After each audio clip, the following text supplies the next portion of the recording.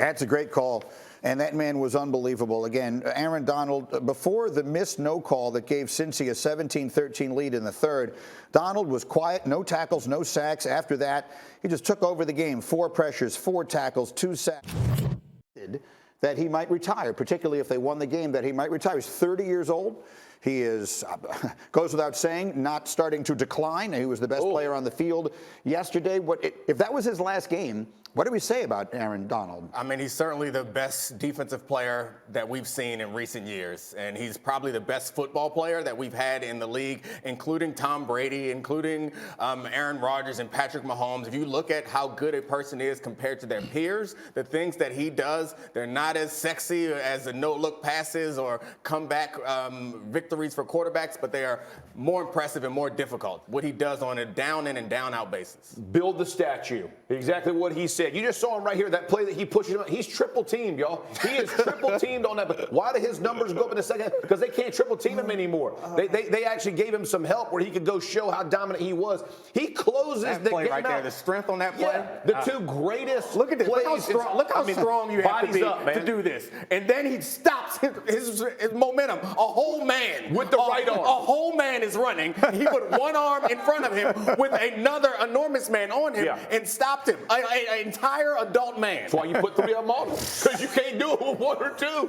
Put 3 of them on him. Dan, you made the comment earlier that you have to start putting him in the conversation with the greatest defensive players of all time. Now, I think most people will immediately go to Lawrence Taylor on that. If it's who's the greatest defensive player of all time, I think Lawrence Taylor is usually the default answer on that. You making arguments for Reggie White and Dick Butkus and maybe some other names that would come to mind.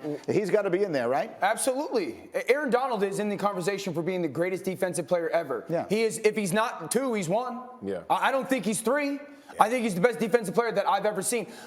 For me, the thing that separates him is I don't know if I've ever seen a football player be so physically dominant over the course of a game, over the course of a season, over the course of a career. Like, just so physically dominant. You guys talked about that 3rd and 1 stop. Honestly, in the stadium, it looked like he got the first down by 3 yards. We were like, oh, first down.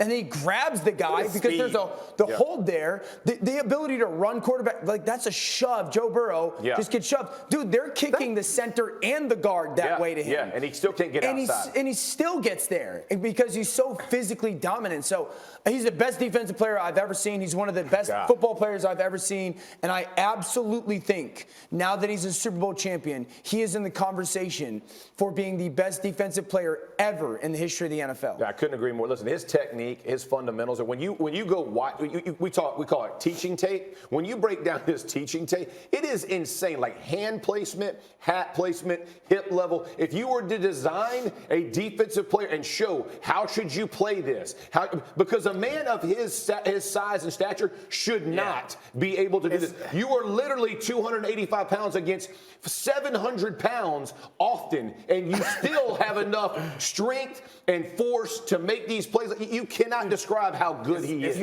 It's not teaching tape because nobody else can do it. Right. You show that to another defensive lineman and say, He'll be like, do that. Like, what? Do what? I ain't got it in me, coach. Monday, Dan has said a lot of hyperbolic things today, but the one thing that you said might be an understatement is saying that he's in the conversation. That's the only thing that no one in their right mind that has watched football can say that anything about that is an exaggeration. What if I said that's hyperbolic today? We're not going to get into it. I want you to enjoy your day, We'll do that a little bit. I want to enjoy your day, baby. I want you to enjoy your day, baby. Today ain't the day to come at me. It ain't the day, boys. I am not. Enjoy your day. Dan, fresh off of the red-eye coach class from L.A., which quite a He was tight in that thing. He's in the middle seat. Can I get a bag of Cheez-Its, please? That's quite remarkable. All right. Thank you for watching ESPN on YouTube. For live streaming sports and premium content, subscribe to ESPN+.